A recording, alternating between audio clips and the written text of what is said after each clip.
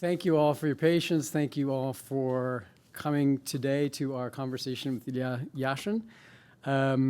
It's a real pleasure to be here and to moderate the session. I'm Ed Schatz. I'm the director of the Center for European and Eurasian Studies here at the Monk School of Global Affairs and Public Policy at the University of Toronto.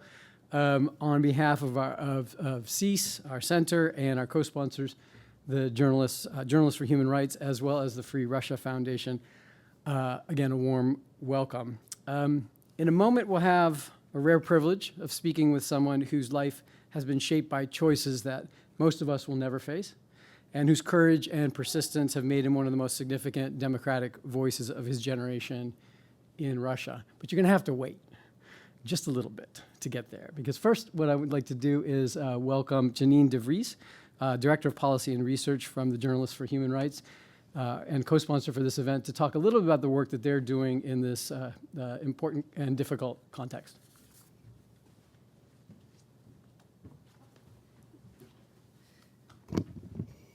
Thank you, Ed, and thank you for hosting this event. Thank you to Natalia and Ilya for being here and all the work that you do for human rights and democracy. For some of you who don't know, I work for Journalists for Human Rights. Journalists for Human Rights is a Toronto-based media development and human rights organization. We work in Africa, in the MENA region, recently also in the Philippines, and we also work since 2 years with Russian independent and Belarusian independent journalists based in Vilnius in Lithuania. So far, we have supported over 100 journalists with training on cybersecurity, human rights reporting, OSINT techniques, and much more, mental health support as well. We've produced over 1,300 media productions with these journalists, and we've also support them on countering transnational repression. They are targeted in exile while they're in exile in other democratic countries. And going forward, this year we will raise awareness on that issue and support developing protections for them as well. If you like to support this work, you can go to Journalists for Human Rights website, jhr.ca, and thank you all for being here. That's all it was.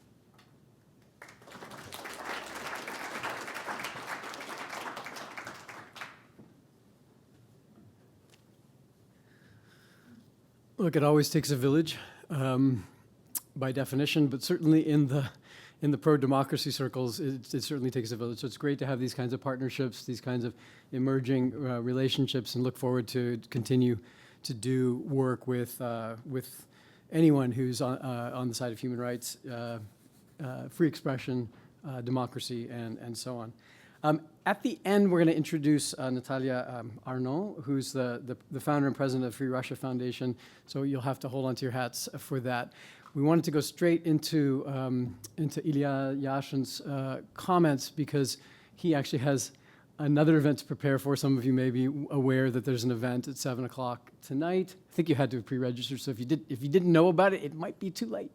But it's a Russian language event that should be equally interesting and exciting. So he'll have to head out. I think most of you have received some cards. Those cards are for questions that you might ask. Okay, we find that that's a more efficient way to handle the large influx of questions that folks might have. So there'll be an opportunity to write down your question. If you're a student, please indicate as such, because we give absolute priority to any students who are in the room. If you're a lifelong student, it doesn't count. You have to be enrolled as an actual student in order to get that kind of priority, okay? All right, those are the rules of the game.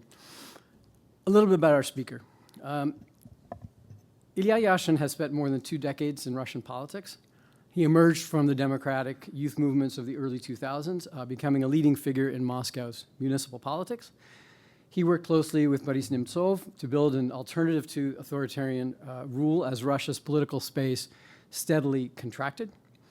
Many politicians, of course, almost by definition, project an image of bravery. Yashin's reputation rests on something much more concrete, a long record of taking positions that he knows will carry personal consequences and taking those positions anyway. That record became especially visible after Russia's full-scale invasion of Ukraine. While many opposition figures left the country, Yashin chose to remain, and he continued to speak publicly and openly about what happened in Bucha, fully aware that the government had already criminalized so-called false information about the military, a law, or maybe we should call it a so-called law, designed to precisely to silence voices like his. And for that, he was sentenced to 8.5 years in prison. His imprisonment was harsh, long stretches in punitive isolation, pressure to admit guilt, pressure to request a pardon, all of which he refused. And at his trial, as some of you will know, he said something that resonated, I think, far beyond Russia, and that is, quote, "Lie is the religion of slaves," close quote. For him, telling the truth was not merely an act of defiance, but a form of political responsibility. Then, August 2024, he was released as a part of a prisoner exchange and expelled from Russia against his will. And when he appeared in Berlin, he made clear that he had not asked to leave the country, had not asked for clemency, and that he rather still hoped one day to return to the country whose future he has spent his entire life fighting for. And today, he faces the dilemma, the same dilemma that many political exiles face. They're free to speak, yet they're unable to go home. He's no longer imprisoned, yet still cut off from the political arena where his work matters the most. And still, he's not stepped back. He continues to speak out against the war, against repression, and for a democratic future that doesn't yet exist in Russia, but that he insists remains possible.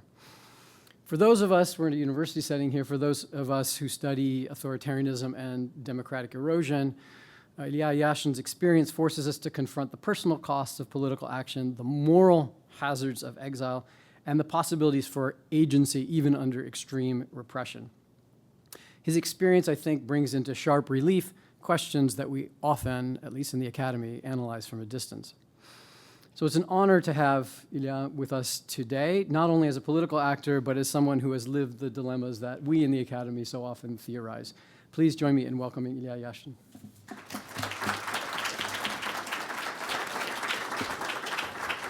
Thank you, Professor. Thank you, ladies and gentlemen. First of all, I would like to excuse about my English. You know, I was a kind of lazy student, but Natalia is going to help me a little if I need.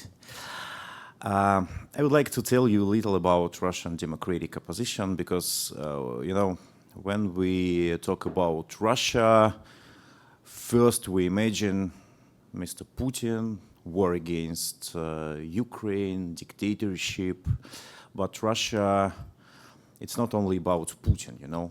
Russia has lots of people who was fighting for many years for peaceful country, for democratic institutes, for human rights and freedoms. I would like you to tell you a little about this fight. I became a opposition activist more than 25 years ago, just life ago, you know. It was 2000, the year when Mr. Putin became a president. So Mr. Putin is a president for 25 years, and I'm an opposition activist for 25 years. Yes, I'm not very successful, but it was a long way. And I was working with people like Boris Nemtsov, the opposition leader who was killed just near the Kremlin in 2015 after Crimea annexation. The killer just was following him, behind him, and shot him dead. I was working very close with Alexei Navalny for many years from 2001. And he was poisoned in prison 2 years ago. And I'm here. It's my first visit Canada, actually. And I'm here just to tell your government, tell your people about Russian opposition, about what we're doing, about we exist. And first of all, to show our support to Ukraine, of course, because we understand very clear that Ukraine is not just a part of the conflict. It's a victim of Putin's aggression, and we support Ukrainian sovereignty, and we wish good luck to Ukrainian people, because this war, it's not only about Ukraine. Putin's ambition not only to take Ukrainian regions to make it the parts of Russia, Russian Empire, who trying to rebuild. Putin's ambition, and we should understand it very clear. Putin's ambition is to change the world order. That's why he started this war. That's why he started this aggression against Ukraine. And you know, no one understands Putin better than Russians. And we try to explain to Western politicians, to Western diplomats, to Western officials who Putin is in fact. It's not just, you know, a regional dictator who wants to have his money, who wants to have his palaces. He has big ambitions, and he's really would like to change the world order. And the biggest problem, he really believes that he's winning in Ukraine today. He really believes that West is weak enough to accept Putin's ambition, to accept Putin's win in Ukraine, and this changing of the world order. You know, I remember the dialogue between Mr. Nemtsov, the leader of Russian opposition, who was killed, I mentioned before. In 2008, the conversation with the former State Secretary of the United States, Mrs. Hillary Clinton. She visited Moscow to meet Mr. Putin, to meet Medvedev, and to start negotiation about the world. She has a meeting with Russian opposition activists. And after this conversation, we was just in the lobby of the hotel at the center of Moscow, and accidentally, Miss Clinton just came to lobby to ask something for her apartment, and Nemtsov came to her, and it was just a small talk about Putin, about global affairs. And Nemtsov said, you know, you should understand very clear. When you ask Putin about compromise, about something like this, he always understands it as your weakness. When you come to this guy and ask him about something, he believes that you are weak. And that's true. But at that time, Nemtsov made a mistake. After that, he said, you know, your husband understood it very well. And Mrs. Clinton said, please do not mention my husband. Just turn around and disappear. But the message was absolutely clear and absolutely right. That's what happened in the world today. This Kremlin aggression, it's because of US administration, it's because of European governments do not understand Putin's ambition, in fact. And to stop Putin in Ukraine, to stop Putin in Europe, to stop Putin aggression, West should become more powerful, actually. Because there is only one thing Putin really respects. It's powerful. And that's actually, that's my key message to your government, to officials in every country I visit. You should be powerful, and you should defend your democracy, because you know, today you have democracy, but you have no idea what will be tomorrow. And if you do not defend your democracy, one day, one guy can come and just take it. And, you know, I really like your country, actually.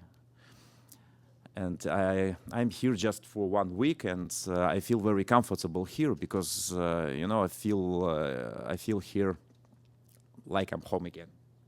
I really miss my home. Now I'm based in Berlin, and, you know, in last winter, it was only 1 day with the snow. Only one. I cannot tell that was a winter, actually, but, you know, Germans say, oh, it's very cold winter. And we came to Montreal airport first, and we went by car to Ottawa. It was just 2 hours journey, 2 hours drive, and it was night, actually, and, you know, I just was looking around, all these trees, all this snow, and I felt like I'm at home again. And I remember the meetings of Alexei Navalny with Russian people when it was election campaign.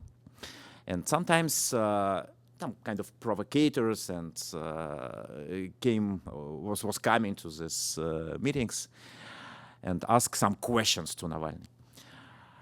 And I remember one day, one of provocator came, and he said, you know, Mr. Navalny, you do not understand Russia at all. Russia cannot be democracy because it's huge northern country. It's very cold. It's very big. We cannot build democratic institutes here. It's impossible. Navalny said, okay. What about Canada? And you know, we call Canada the Russia of a healthy person. Because if you compare Russia and Canada, it's another big northern country with snow, with cold, but look at this. You have democracy, you have democratic institutes, you have freedom of speech, you have free elections, sometimes your government's changing on elections, and the most important thing, you have no this imperialistic bullshit in your heads, and that's the real difference between Russia and Canada, and that's why you have all these freedoms and democratic institutes, and we have no. So I really like your country. I feel here very comfortable, and I believe that one day my country become democratic, free, and more important, peaceful country, and become the part of part of big free world. Thank you.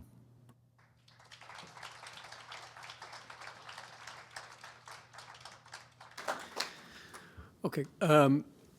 Obviously, there's a lot we can talk about. So if you have questions that you have written on your card, please identify yourself, and folks will go around and collect them and bring them to the front. Let me start off with a couple of questions while we're getting sort of our bearings here. Let's start with actually that last part. So you believe that one day Russia will be democratic? We all probably hope that will be sooner rather than later. What's the first possible day when that can happen? When can we actually entertain seriously, practically, in a grounded way, the prospect of a democratic Russia? And what are the first steps towards that?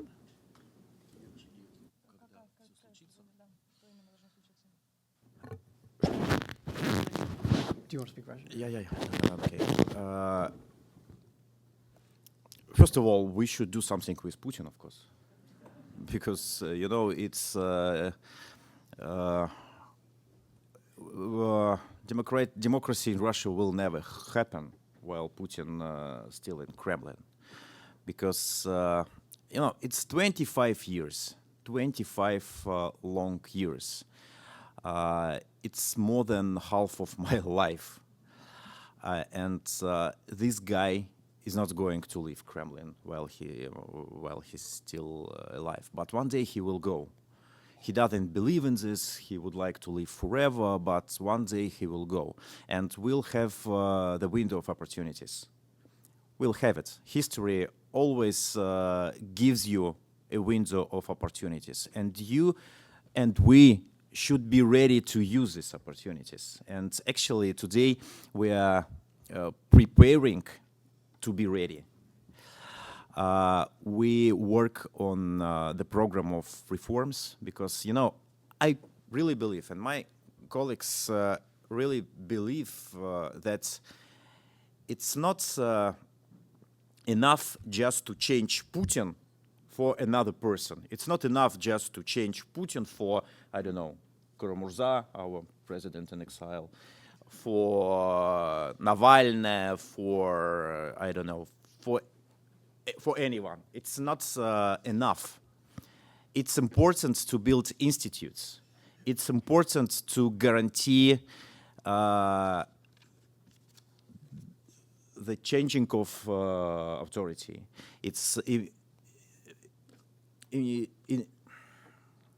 We need to guarantee the democratic institutes. We need to guarantee free elections. We need to guarantee freedom of speech. And only in this case, we have chance. And first we should do, after Putin go, we will fight for power in our country. And I believe that one day we have chance to be back. We'll fight for power. And if we have this power, we should build new system, not just change one person to another person. We need to build a new system, democratic system, and we need to guarantee its stability. I think the cue cards are coming my way, but I need to ask a second question, and it follows from the first. So we need structural transformations. We need systemic transformations. We need democratic institutions that are actually meaningful and real. Feels a bit like the conversation we were having in the early 1990s, or maybe by the late 90s, it became clear that the institutions that had been created, right, they were democratic in some aspects, but they were faulty in others, right? That is to say, they were far from perfect. How do you say something more specifically about how you create democratic institutions, meaningful elections? Okay, we're all for it. How do you get there? Because the risk is that you create things that look like, on the outside, elections, but that as a practical matter are not really free and fair, and then that ends up delegitimizing the whole process. So what can you say about that process? You know, we have a big discussion in opposition about 19th, because some people in opposition say we had democracy, we had real democracy, we had elections, we had freedom of speech, we had many things we have now today. But and other people say it was not real democracy, because 90s was started by fighting on the streets between executive power and parliament, and tanks was shooting the parliament buildings. It was actually a kind of civil war on our streets in Moscow. And it was some of democratic institutes, but it was not real democracy, because the system was under control of oligarchs. It was huge corruption, and oligarchs was just in the offices of officials, and it was a huge influence from corrupted oligarchy, and it was war in Chechnya. It was no real federation. We had lots of problems, and we had a chance to create democracy in this situation in 90s, but we didn't use this chance actually. And we should learn all these mistakes. And the biggest mistake, in my point of view, is to change your freedoms for economical stability, for, security order. Because, if you lose your freedoms, one day you lose everything. And this is the, base of democracy. And we should keep these values, first of all. Okay, great. And I'm turning to some questions, and as promised, prioritizing the students. So a couple of student questions first. This one asks, says Putin wants to create, you mentioned that Putin wants to create a new world order. Can you say what kind of order that he envisions? And let me add, from my part, this isn't the student, is he more interested in world disorder than in order?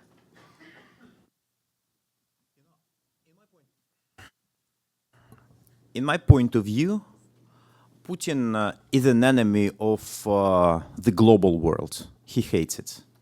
He doesn't like that world is becoming more global. He hates all these democratic values. He hates freedoms, and he would like to isolate Russia. He would like to create a new empire, and he doesn't believe in sovereignty of small countries, actually. The world of his dream, it's a world of a number of big empires with spheres of control, who have conversation between each other, who make deals with each other, and who respects each other. Sounds like Trump. Sorry about that. I didn't say it. But in fact, I believe that if United States loses its institutes, Trump become another Putin, actually. Because if you compare its their rhetorics, it's very the same. But fortunately, U.S. still has some institutes, and so this kind of world when a number of big economics, big empires who have deals between each other, and isolated empires without freedoms, without democratic institutes, because, Putin very cynical politician. He doesn't believe in human rights. He doesn't believe in democratic institutes. And if you hear what he says, he tries to change the public opinion in Western countries. He would like to explain you that, guys, your democratic institutes, your freedoms, your human rights, this is just fake. That's not true. It doesn't exist. And you should not believe your government because they use all these fake institutes just to control it. But in fact, your politicians, your officials, they're just like me. But I'm more, honest person. And he uses Kremlin propaganda to change your opinion and to discredit your institutes, to discredit your values, and to change your opinion. And that's maybe the most dangerous challenge for Western world. Maybe it's more dangerous challenge than war, actually, because you know, you understand how to stop tanks, but it's much more difficult to stop this propaganda influence, because it comes just directly in your heads. Yeah, I like to tell my students that this is not your grandparents' propaganda. It looks different to the extent that you sometimes don't know you don't even know it's operating, right? So it would be nice if all Putin wanted to do was to explain his case, but it's not. This is all hybrid. It's all somewhat on the verge of being kinetic at any moment. Another question from a student, and it's a very simple question, but I think it's an important one. This Putin guy sounds like a terrible human being. What keeps him in power? Why is he in power? Why isn't he, out of a job? A couple things. The first, scare. Yeah, fear. People scare. And I understand very well why people scare. You know, I spent more than 2 years in prison, 25 months actually. And I know how it works. You know, when the war started, the Kremlin gave to me and to people like me 2 options. 3 options, actually. The first option, just shut up. If you stay silent, nothing happens. Just keep silent. The second option was get out. We give you opportunity just to leave the country. And actually, they gave opportunity. And I had 4 months before arrest from war started. To my arrest, it was 4 months. And I have some administration penalties. I was under the pressure, and it was kind of, inviting for immigration. And the third option is prison. And my criminal case was not only against me, it was kind of message. It was a message to Russian people. When I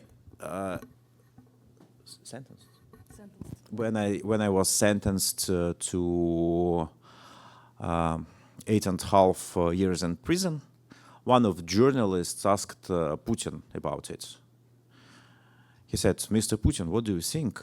Maybe it's 8.5 years for Mr. Yashin is a little bit too much? Because all he did is just said that he is against this war.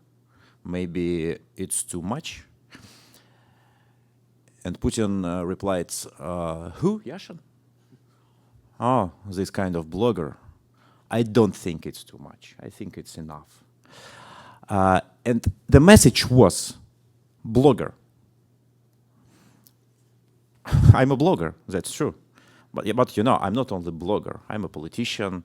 I was elected deputy. I was a head of municipal district in my city, in capital of Russia, in Moscow. But okay, I'm also a blogger.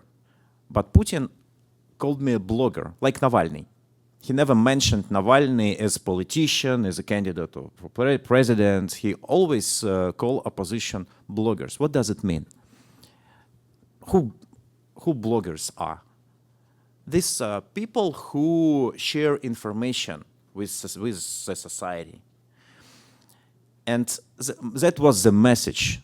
These guys are toxic. Their information are toxic. If you get information from people like this, it could be dangerous. That was the message.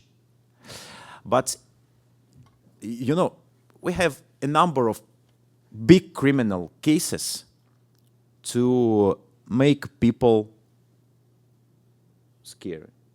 To make people scared. Another criminal case was against my colleague, my friend, Alexei Gorinov in Moscow. He was my colleague, municipal deputy in our small council. When the war started, we organized the council, and Gorinov called for the minute of silence because some Ukrainian children was killed. And that was the reason why they arrest him. More than 7 years. He's not young. He has problems with his health. He's 64 years old person, and he's still in prison. 4 years, close to 4 years. And now he is in a punishment cell.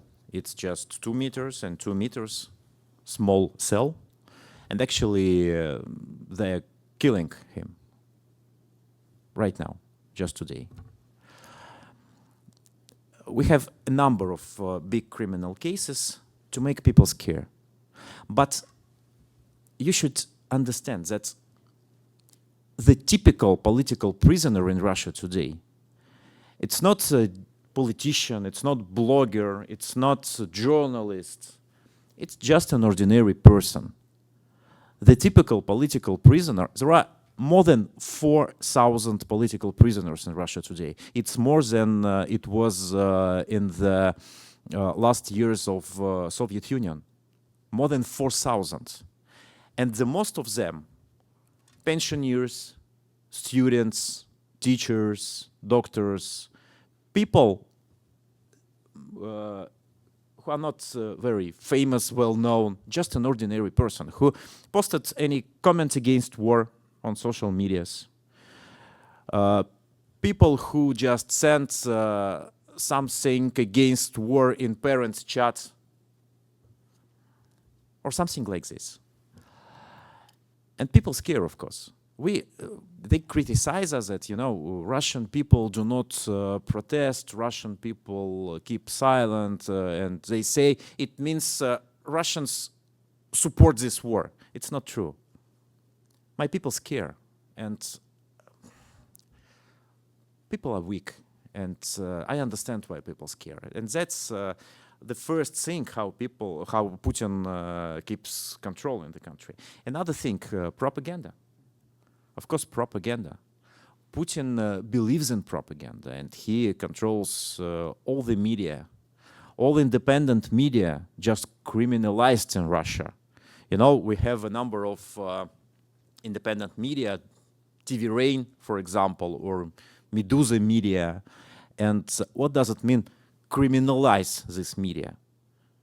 If journalists of TV Rain, for example, ask you for a comment, and you give this comment to TV Rain, it makes you criminal. It could be a reason for a criminal case. You just say what you think in conversation with journalists. Criminal case, 5 years. Putin is blocking YouTube in Russia. Kremlin recognized Facebook, Instagram, Twitter as extremist organization. And he tries to control public opinion. That's the second reason, the most second reason. And it works, unfortunately. It works. And we try to fight against these 2 points. How you can make people more brave? Only with your personal example. That's why Navalny went back to Russia, because he would like to let people know that you can live in Russia and not be scared. And that's why I decided to stay in Russia. And that's why, because I was sure that it's very important to have anti-war voice inside Russia. And when I was arrested, I was anti-war voice even from prison. And of course, we fight against propaganda. And we should fight together, because it's not only against Russian people, it's against Western society. And we know how it works very well. And you should. That's great. I should say that there are a number of people offering comments before their questions, just on a personal side, saying thank you for all your work, thank you for your heroism. What gives you the stomach to be able to do all of these different kinds of things? We could have those kinds of conversations, but I just want to acknowledge that there's a lot of admiration for the work you're doing. Public society like Yeah. Putin, actually. What do you mean? Okay. Doesn't matter. Okay, all right. Let's talk a little bit about the opposition. There are a number of questions that sort of cluster around questions about the opposition, especially opposition in exile, because I'm not sure that there's one can talk about within the country. Three related questions. One is, now I can't read this. Oh yeah, one is how strong is, so there are three questions, so wait before you answer. One is how strong is the opposition? The second one is, what are the goals of the opposition? You've alluded to that a little bit, but maybe you can say more. And then the third one is, I think, an interesting one for many people. How do you move beyond what might be called, sometimes in the academic literature, we call it a negative coalition? That is, you agree on what you don't like, right? Which is Putin and the regime and its vision for the world and its foreign policy with regard to Ukraine and other places. But how do you move beyond that sort of negative coalition into some kind of positive vision that you can all more or less buy into? Which gets to, I know, a question that is on people's minds, which is talk a little bit about the different perspectives within the opposition that you must experience all the time. Okay, thank you for questions. I don't want to lie to you, guys, and I cannot say that Russian opposition is very strong these days. It's impossible to be very strong when you're under pressure for 25 years, when your leaders killed, when many of opposition activists are in prison, when many of your supporters are in exile. We are not very strong, and we have some objective reasons. This many years of pressure, but of course we have some of subjective reasons. We have many conflicts in opposition, and we have many negative discussions, and sometimes, it looks like people in opposition hate each other much more than they hate Putin. That's true. I understand. And, I understand this problem. And I can say that I really like and love all of my colleagues. I have many questions to all of them. But, when I was released, it was 1st August, so last year, we had a big meeting with my supporters in Berlin. More than 2,000 people came, Russian people, just in the center of Berlin. And I said that day that, guys, while war is going on, I will not fight any opposition leaders or activists. I will fight only Putin, because that's my real enemy. I cannot say that I like all of you. I can have questions to Mr. Khodorkovsky or to Navalny or to Karamurza. We can have private discussions, actually. But in public, I will fight only Putin, because he's the real enemy of opposition, he's the real enemy of my country, actually. And I criticize him as a Russian patriot, because this war, it's war against Ukraine, first of all, but it's war against national interests of my country. It kills my people, it kills economy of my country, it kills demography of my country, it kills social system of my country, and that's my real enemy. And that's my point of view. We should stay all these discussions about 19th, about who is right, who's not right. We should leave all these discussions for future parliaments in Russia. But today, we should fight together against our common enemy, and we should keep together. If we would like to mobilize people against Putin, we should work together, even if we do not like each other. We should, okay, you can call it negative coalition, you can call it any way you like. But that's the only way how to win. And we have many examples in history how it works. And the real goal of Russian opposition is, that's the second question, is to become stronger, to become the real movement. And, the part of my personal strategy is to make people work together. That's why I travel a lot all over the world. I organized more than 20 big events with Russian people, with my supporters, in more than 20 cities all over the world. We had the same event yesterday in Montreal. We're going to organize it today here in Toronto, and we invite Russian people to join this event. I would like you to invite. If you speak Russian, you're welcome.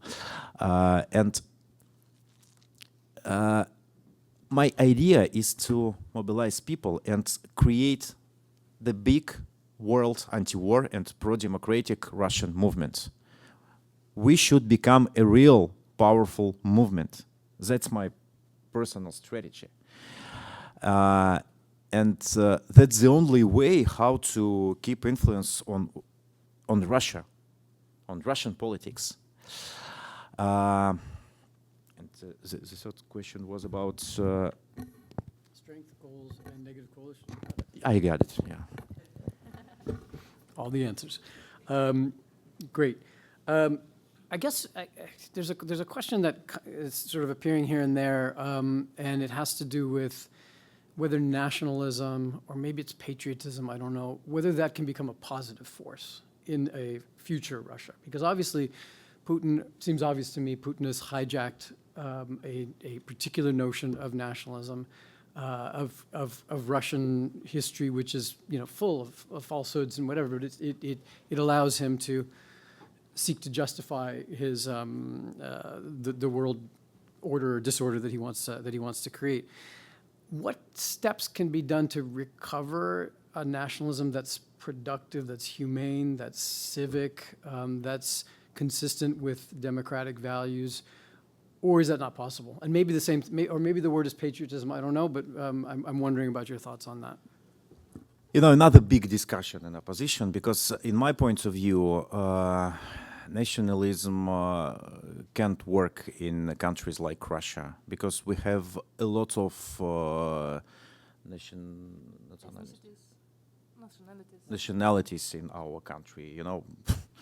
I'm Russian, Natalia is Buratian, and how it works, it's nothing, because if I start my speeches, I'm Russian and that's very important, that's my blood and that's my history. You always have conflicts with others, and right, some countries in the world where it works, but not in Russia. It's very mixed country. It's huge, mixed, and if you make one nationality's priority, it always means conflict. And one of the biggest problem it's imperialistic idea.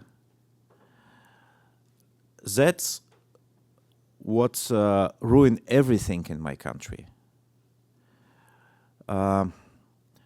When you talk about nationalism, about idea of nationalism, you always talk about empire. When you talk about empire, it always means war. And that's the difference between me and Putin. For me, priority is human life. That's the priority. For Putin, priority is this imperialistic ambition, and human lives mean nothing. Absolutely nothing. If you need to waste thousands and thousands human lives to get any cities in Donbas region, he's ready to pay this price. But I don't think it's correct, and I think we just need to change our mind first of all. Very helpful. There's a whole series of questions about foreign policy. I know you need to think about your next event, but I do want to squeeze in because it's what ties us all together here. Obviously, we're well aware of what's happening in the world, but when we think about Russia's war against Ukraine, it leads downstream to all kinds of increase in defense spending, which totally transforms European, North American societies. Maybe not the United States, but Canada for sure, on the brink of major changes. Question on foreign policy: do you support the West arming Ukraine to fight this war? Of course, Ukraine should defend itself. You cannot defend your country. But with Western military hardware and know-how. I cannot give any advice, but I understand that 4 years, and it becomes more difficult for Ukraine to defend itself, and Ukraine cannot defend itself alone against Putin. It's impossible. Ukraine needs support. Ukraine should have everything it needs to defend. And, it's very important to understand that if Putin wins in Ukraine, he will not stop. Putin's victory in Ukraine means escalation, not peace. And if the West will not defend Ukraine from Putin, if the West will not stop Putin in Ukraine, Putin will go deeper in Europe. Putin will go to Baltic countries, Putin will go to Poland, Putin will go as deep as you welcome here. And that's why I understand very well Zelensky's call for NATO, for United States, for EU, call for support. Ukraine needs support, and Ukraine should have it. Great.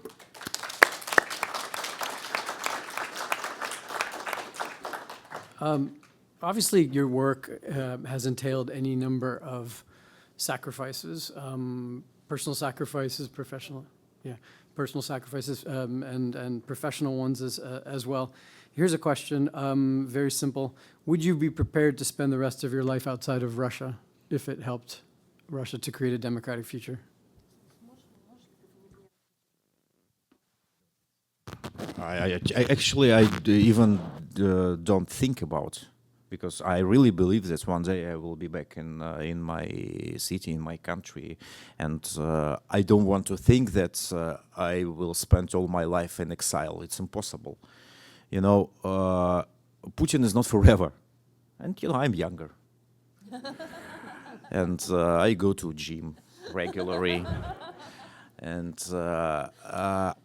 as I said before, I really believe, I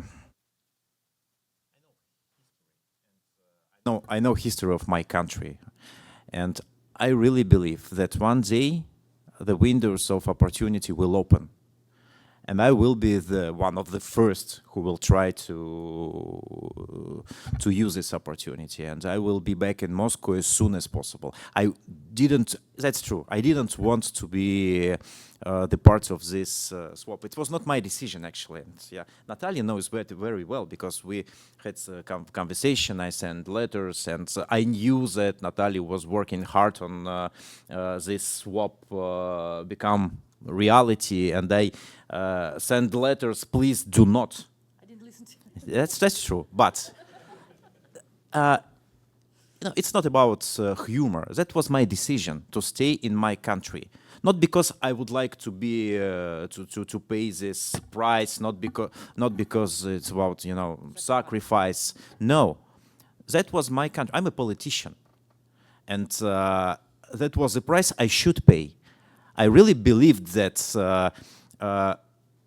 I needed to be a voice against war inside Russia, that just to make Putin lose this argument that everyone in Russia supports this war, we have no voices against, all these voices just outside, and foreign agents, but inside Russia, all the society supports me. No, not everyone. And I was this voice, and that's why I decided to stay. And that's why I rejected this idea of being a part of this deal. But no one asked me. But, and, you know, I really love my country. I understand all the problems, and, you know, it's my personal pain, what's happened in my country. And I just reject this idea that I should spend all my life in exile. Okay, couple more questions. I definitely want to get to questions about what can be done, because again, imagining all kinds of different burgeoning partnerships, right? That in order to keep this these kinds of movements alive, that's necessary. So we need to be future oriented. We'll get to some questions about that. But before we get to that, I want to go back a little bit in time and invite you to think. Let's see, how can I phrase this? There's a sense now, I think, creeping into Western discourse, maybe this room is an exception, that there was something inevitable about Putinism, right? About Putin's authoritarianism, about Putinism as some kind of an ideology, about this, you know, return to 19th century kinds of imperial formations. And it leads to a rapid loss of hope and, you know, and cynicism, right, about where the future is going. And I think it's important to reflect on why this might not have been inevitable, that this outcome this result could have been prevented. And thinking of yourself as an opposition figure, obviously younger than some of the others, but maybe a little bit older than the next generation of folks.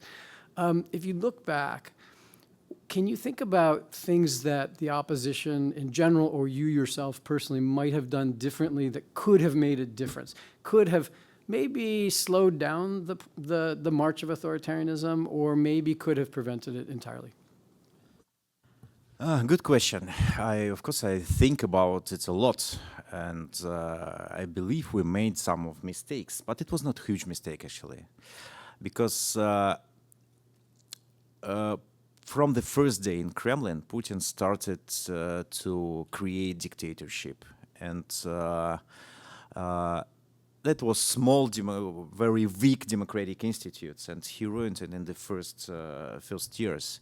And society, unfortunately, accepted, because after very difficult 19th, for people, these democratic institutes, democratic values, these freedoms was nothing. Putin came and said, okay, guys, that's the deal. I take your freedoms, I take these democratic institutes because it's nothing, but you have economic stability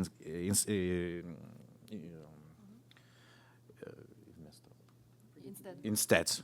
You have you gotta have economic stability instead. You can have more money because the oil prices go up, and you can travel, you can buy new cars, you can buy some apartments. The quality of your life is going to increase, but I'm going to take your freedoms. That was a dilemma for society, for the new generation of my parents. That was the real dilemma, and people accepted this deal. And it was really difficult to explain to people what's really happened, what will be next. If you see Nemtsov interviews, Navalny interviews of these years in 2005, 2007, that was small opposition rallies in these years.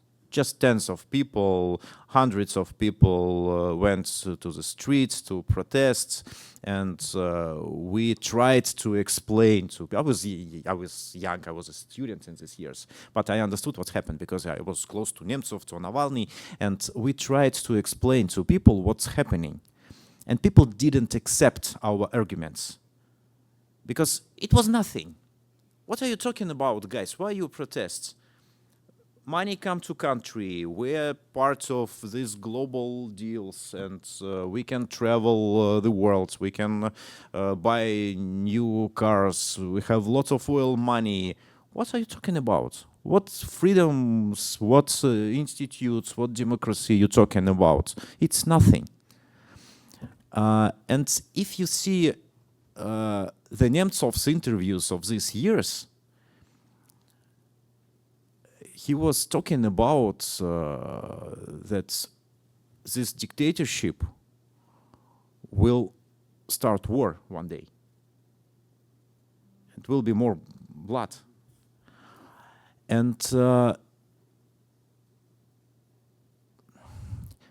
we made some of mistakes, of course. Maybe in 2012, when Navalny became a popular figure, and when he was when he became not only just blogger but the big politician, I think he should run for presidential elections this year. He didn't, but I think he should. But you know, it's not a huge mistake. We have number of tactical mistakes, but in fact, Putin controlled all this system, and looks like we should pay 100% of this price to understand what happened. Like, you know, like Germans did. Looks like it's going to happen. Let's talk a little bit about the future. I guess there are two questions immediately. One is, well, maybe it's about the present, leaning into the future.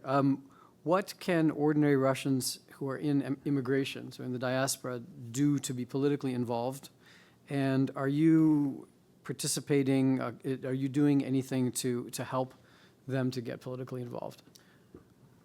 We invite people to take part in many projects, many initiatives. I can tell you just about a number of them. When I was released, we start organize the big protests. Before my release, it was protests in many cities. People go to embassies, but we organized a big rally in Berlin. We invited people from many cities. It was about 7,000 people on the Berlin streets, and I believe that it's very important to show the big protests, to show the alternative face of Russia. Not only Putin, but you can see this crowd of people, Russian people who protest against this war, who support Ukraine, and who still believe in democratic Russia.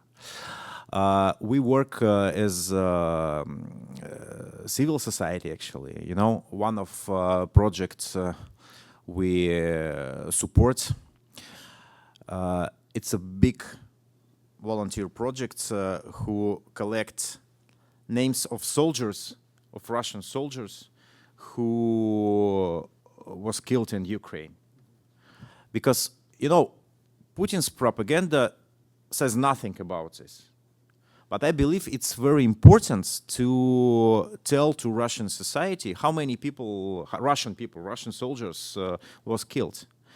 And we work with many groups all over the world, work with open sources, and collect names of the soldiers from social media, from local newspapers, from photo of graves. And today we have more than 15,000 150,000 people in this list. And it's very conservative. It's very conservative because some people, some of killed soldiers, you cannot find in open sources. But it's 10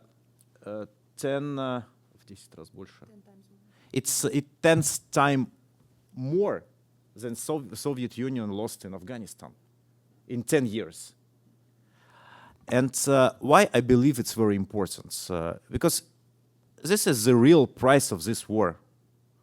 Not money, not tanks, not everything. The real price of this war, how many people Russia lost in Ukraine.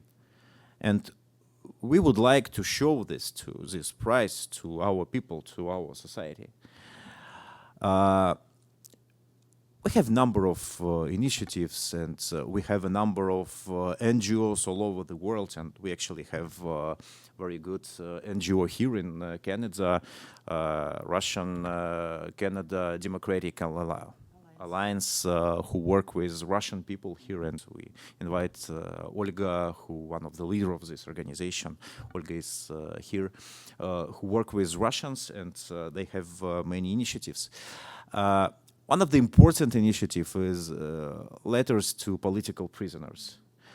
I have no words to explain how much it's important, because, you know, I was a political prisoner, and in these 2 years I've got more than 30,000 letters from all over the world, and it helped me very much just to keep my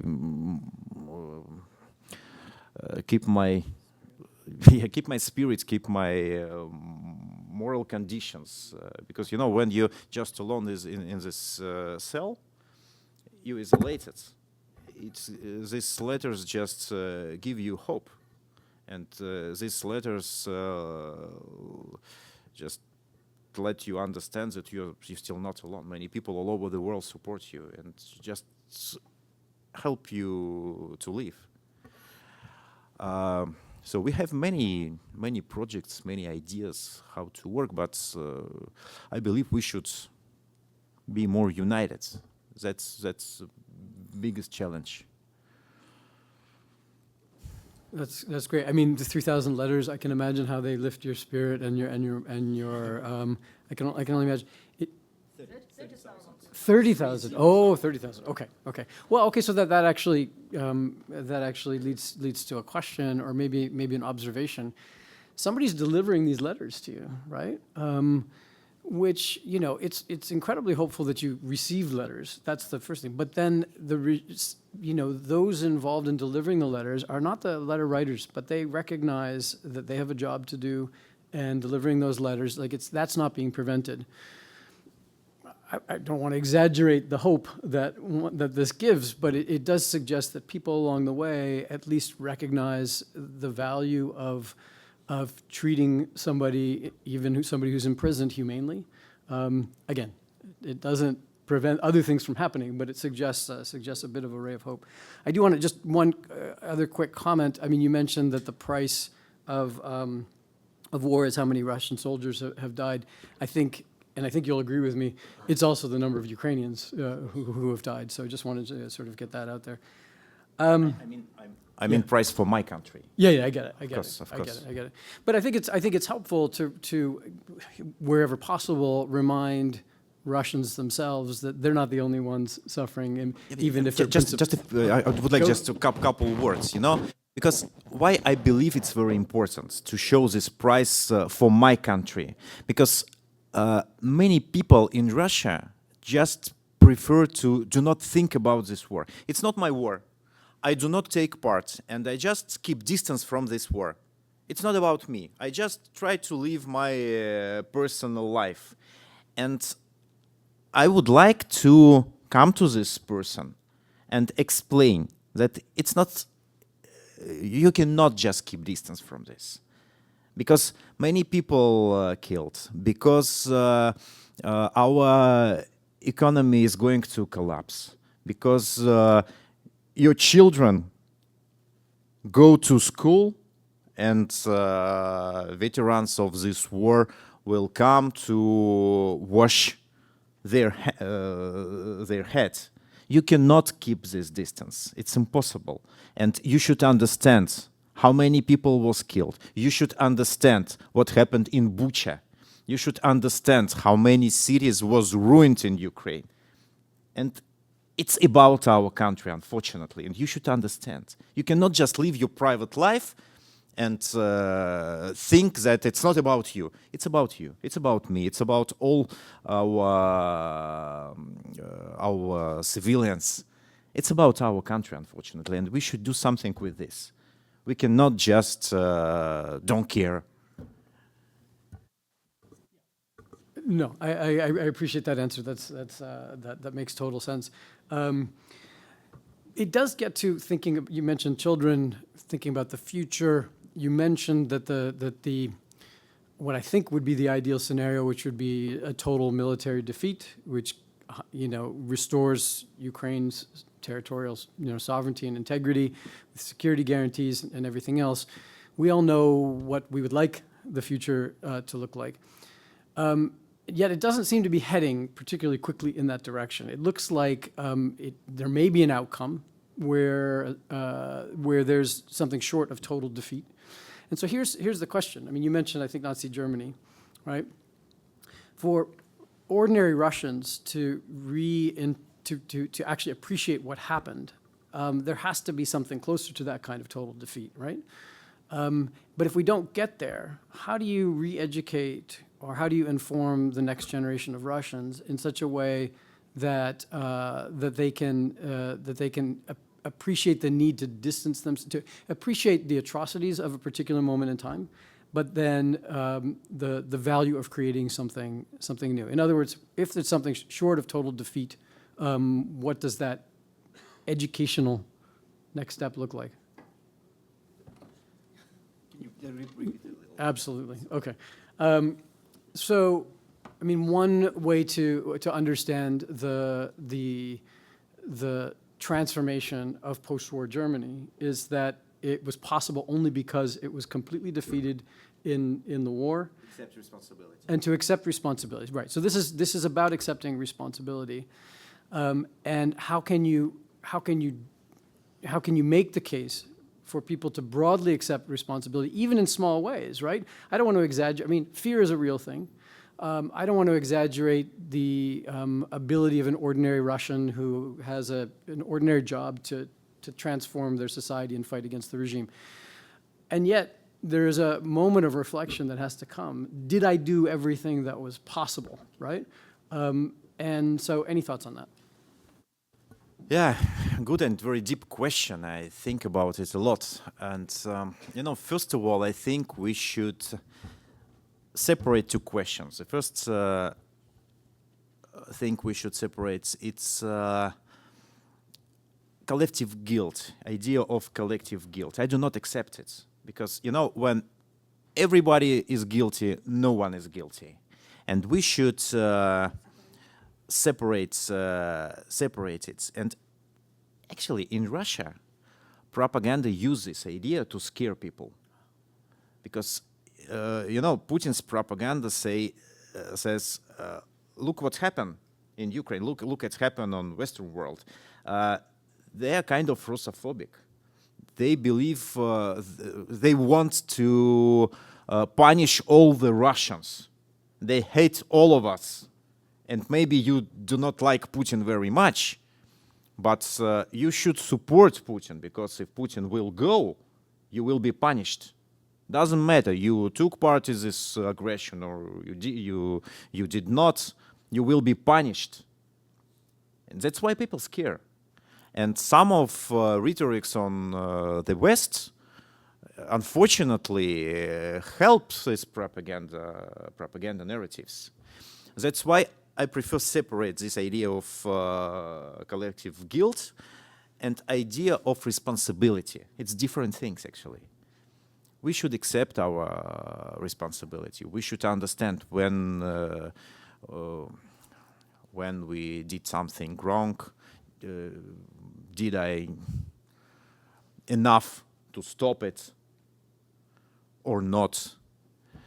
And if we imagine future Russian, the beautiful future Russian, I believe we should organize some kind of, I don't know, trips to Bucha, for example. Because, in Russia, propaganda says Bucha is fake. That was the reason of my criminal case. I was talking about Bucha war crimes on my YouTube channel. And they arrested me because they say it's fake. Nothing happened in Bucha. Nothing. It's just fake of Western secret services. Nothing happened. And I showed the proofs or photos, all these things. It doesn't matter. And you know, unfortunately, for many people in Russia, much more comfortable to believe that it was fake, because it's very difficult to accept idea that our soldiers made all these brutal crimes in Bucha, kill civilians. I prefer to not believe, because it's very difficult to live with this information in your head. But we should accept, and we should understand that it happened, just to never make it again. And in my point of view, in my head, one day we should organize trips for people from Russia to Bucha to see what happened in this place. Like it was trips for Germans to camps in Poland, to Treblinka, to Auschwitz. We should invite people to see it, to talk with these people who live in Bucha, just to understand it was not fake, unfortunately. It happened. It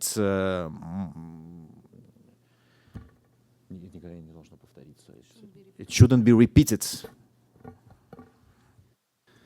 I think you will have noticed that Natalia's here and is serving as kind of translator sometimes, but what you may not notice is that she's also sometimes finishing Ilya's sentences or anticipating the words. I think that that's testament to sort of how closely coordinated the different parts of this, of the Russian opposition is. But let me ask a question that maybe is a segue between you two, sort of a transition between you two.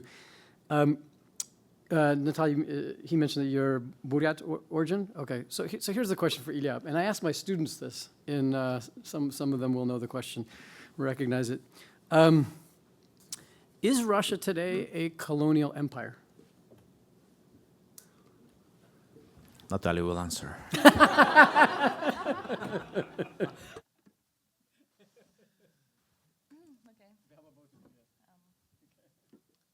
like to hear your opinion first. Sure. Well, let me introduce myself first. I'm Natalia Arnaud, president and founder of Free Russia Foundation. 3 days ago, we celebrated our 11th year anniversary here in Canada, in Ottawa. I'm from Siberia. Prior to Free Russia Foundation, for 10 years, I was working for the International Republican Institute, a US democracy promotion organization, for many years chaired by Senator McCain. Thanks to that organization, I was able to travel all across my country in all 11 time zones, meet these people, and the activists, and everybody else. In December of 2012, I was forced to flee Russia. I was given a very hard choice to be in jail for 20 years for state treason, for working for an American democracy promotion organization, or to leave my own country. It was an easy decision to choose freedom, but it was the hardest decision of my life. My first country of exile was Lithuania, and there very quickly I understood that activism doesn't end with borders, and I can continue fighting for a free and democratic Russia from any location. And simultaneously, it was a shocking realization that the Kremlin has very long and deep tentacles to the West, and Kremlin's disinformation campaigns, transnational repression, malign influence, and everything else is so huge. Back then, there were only dozens of us who had to flee Russia, those who worked for mostly American democracy promotion organizations, and also those who were persecuted for Bolotnaya case because there was a rise of civic protest in Russia. And then it became thousands, hundreds of thousands, millions. So in 2014, I moved to the United States, and it was the time of annexation of Crimea, invasion to eastern Ukraine. Very quickly, I understood that we need to have our organization to be the voice for the voiceless because the situation was becoming worse and worse inside Russia. So I started my organization just myself from a kitchen table 11 years ago. Then the second person joined, and more people joined. Now we're quite a powerful movement. We are the only Russian civil society organization with an office in Kiev. We opened it in 2016 and never closed it. Did a lot of work with Ukrainian government, Ukrainian civil society. After the full-scale invasion, we evacuated over 10,000 people from Kiev and other war zones to the Polish border. And then started to work on the project Poshok Polon to search and defend Ukrainian POWs and civilian hostages held in Russian jails, and search and return Ukrainian children. We also have a project on Belarus, and of course we help Russian anti-war, pro-democracy, Russian civil society that are in exile. We have offices and resource centers in Berlin, and Vilnius, and Warsaw, and many other places. Also, these people like Ilya and Vladimir Karmurza and others, as soon as we were organized, called us as Ministry of Foreign Affairs for Pro-Democracy Russians. So we are trying to carry on this function, meet with other MFAs, real MFAs, official ones, but also advocate for Russian civil society, Russian political prisoners, and also to explain the real situation in Russia and also about everything what Kremlin does abroad. Of course, this war is very colonial. And Russia is not only 11 time zone country, 80 plus region country, it's also the country of 190 ethnic minorities. And those people were disproportionately used as a cannon fodder in this war with Ukraine. First of all, Putin has this deliberate policy to impoverish regions for all these 26 years. This December, it's 26 years of his being in power. That's why when the first reason for the war with Ukraine by Putin was denazification of Ukraine, many ethnic minorities groups appeared and said, Russia needs denazification. We have huge problem of racism, xenophobia inside Russia. And actually all this, like all these internal repressions, of course, all this led to external aggression, including this, again, imperial colonial thinking of the current Putin's regime. But that's why we now have a more vibrant landscape of all these ethnic minority organizations like Free Buryatia Foundation, Free Kalmykia, many others who stood up and started to work with their communities saying, don't go to this war, it's not our war.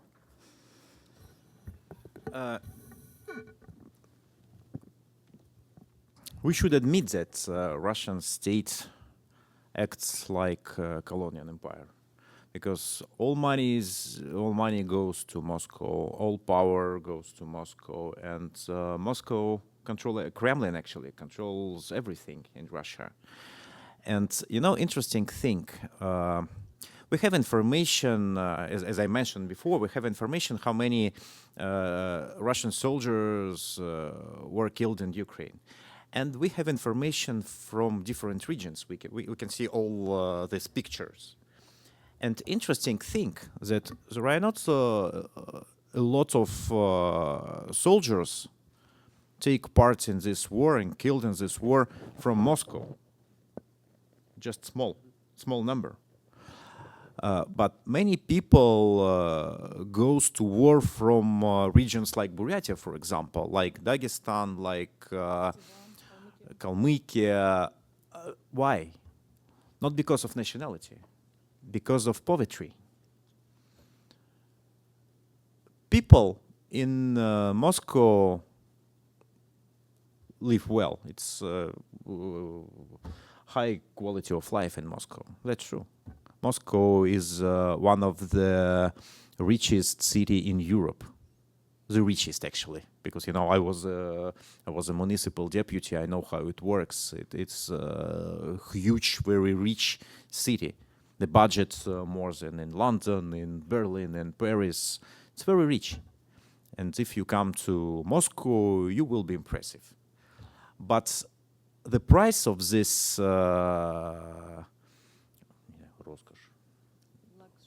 luxury life, the price of this luxury life is the poverty of regions like Buryatia, for example. And that's why people from Buryatia go to this war, because you can earn a lot of money.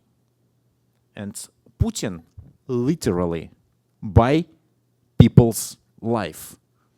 And you know, I met a lot of people who took part in this war or was going to take part in this war as soldiers in prison. I met these people and I had lots of dialogues, conversation with these people. I was always asking why, what is the reason, why you're going to lose your life? You should understand, you will die. Why? And the most of them answered that, you know, it's about money. And you know, I said, you will never see this money because you is going to die. And people said, was talking that, okay, I will not, but my family will. It will be money for my family. My wife and my son is going to buy an apartment. My kid is going to have good education because you literally change your life for money from Putin. Literally. You know, it's like some month ago, I was a guest in Natalia's home, and we saw the series Squad Games. That's a series, but that's real life. It's the same. You just sell your life for money from Kremlin, you go to this war, you die immediately, and your family got this money to buy apartment, to get education for your kids.